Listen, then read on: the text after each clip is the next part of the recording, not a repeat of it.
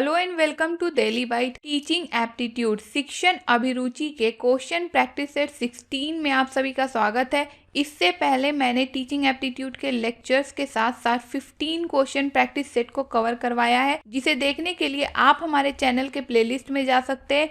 वहाँ पे teaching aptitude शिक्षण अभिरुचि नाम का प्लेलिस्ट बना होगा, जहाँ पे ये सारे ही लेक्चर्स आपको सीक्वेंस वाइज मिल जाएंगे और इसी प्लेलिस्ट में आप लोगों को क्वेश्चन प्रैक्टिस सेट भी मिल जाएगा। आप सभी एक एक करके इन सभी वीडियो लेक्चर्स को देख सकते हैं, इससे पढ़ सकते हैं और इसी में आप लोगों को क्वेश्चन प्रैक्टिस सेट भी मिल जाएगा, जिसे आप सॉल्व कर सकते हैं और क्वेश्चंस के साथ कैसे डील करते हैं इन बातों को समझ सकते हैं। तो चलिए हम देखते हैं हमारा पहला प्रश्न। इनमें से कौन कौन सा मेन सेंटर है इनफॉर्मल एजुकेशन का, यानी कि अनौपचारिक रूप से जो शिक्षा प्रदान की जाती है उसके प्रमुख केंद्र क्या हैं?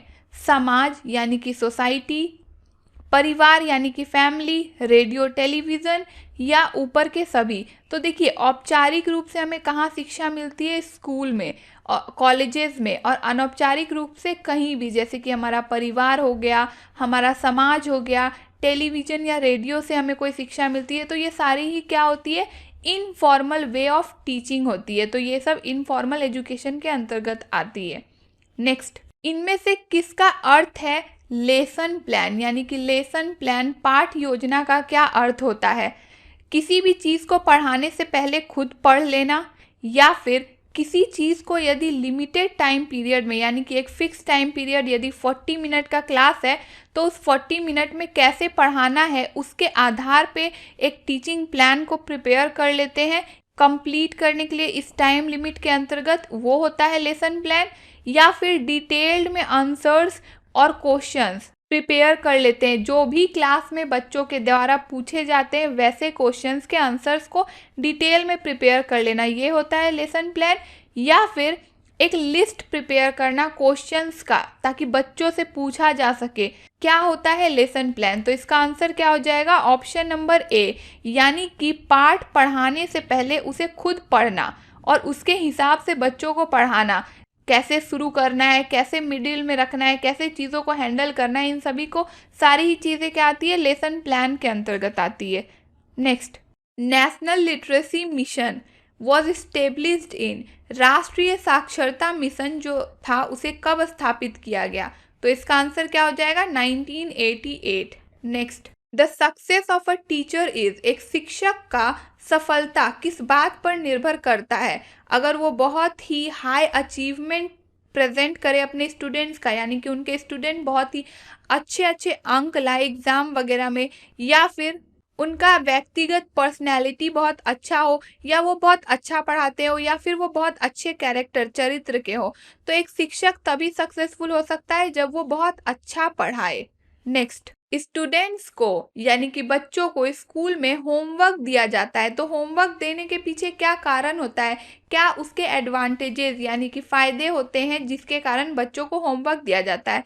बच्चों को घर में व्यस्त रखने के लिए, बिजी रखने के लिए, या फिर बच्चे घर में खुद पढ़ाई करें इसीलिए, या फिर बच्चे खुद अपने आप के प्रोग्रेस को चेक कर सके कि उन्हें कितना आता है कितना नहीं आता है, इन बातों को वो जांच कर सके इसलिए होमवर्क दिया जाता है, या फिर बच्चे खुद से पढ़ने की हैबिट गेन करें, उन्हें रोज पढ़ाई करने की आदत हो जाए इसलिए। तो इसका आंसर क्या हो जाएगा? ऑप्शन नंबर डी, यानी कि बच्चों को खुद से आत्म अध्ययन की आदत विकसित करने के लिए होमवर्क दिया जाता है, गृह कार्य दिया जाता है। नेक्स्ट, यदि एक लड़का क्लास में बहुत ही लेट से आता है तो एज अ टीचर आपको क्या करना चाहिए? उसके पेरेंट्स को इन्फॉर्म कर देना चाहिए, सूचित कर देना चाहिए कि आपका बच्चा बहुत लेट से आ रहा है, या फिर उस बच्चे को, लड़के को पनिशमेंट देना चाहिए, सजा देना चाहिए, या फिर उस बच्चे से पूछना चाहिए, जानना चाहिए कि लेट क्यों आया है, वो इस बात को जानना चाहिए, या फिर इन बातों पर ध्यान ना देकर अपना जो भी वो पढ़ा रहे हैं एक शिक्षक, उसे पढ़ाना चाहिए।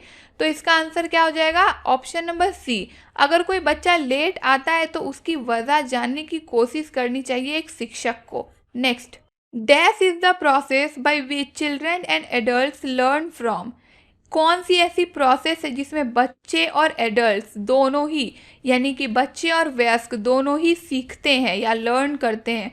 Socialisation, learning, friendship, intermingling. तो इसका आंसर क्या हो जाएगा? सोशलाइजेशन। सोशलाइजेशन से एक बच्चा और एक वयस्क दोनों ही चीज़ों को सीखता है, लर्न करता है। Next, what do you mean by curriculum? पाठ्यचर्या से आप क्या समझते हैं? तो इसका आंसर क्या हो जाएगा? ऑप्शन नंबर डी, यानी कि पूरे वर्ष छात्रों को शिक्षकों द्वारा पढ़ाए जाने वाले पाठ्यक्रम को इंगित करता है करिकुलम, पाठ्यचर्या।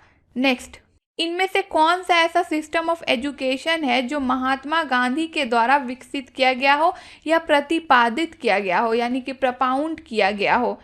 टीचिंग एक्टिविटीज़ के द्वारा, यानी कि किसी गतिविधि के द्वारा शिक्षण की प्रक्रिया, म्यूजिक के द्वारा शिक्षण की प्रक्रिया, या फिर लिसनिंग और मेडिटेशन, यानी कि ध्यान और सुनकर ज्ञान की प्राप्ति करना, या ये सारे ही? तो इसका आंसर क्या हो जाएगा? ऑप्शन नंबर डी, ये सारी ही गतिविधियां जो है इसका प्रतिपादन हमारे महात्मा गांधी जी ने किया था। नेक्स्ट, तो आप भी सिर्फ लेक्चर्स को देख करके, मॉक को देख करके अपनी आधी अधूरी तैयारी ना करें।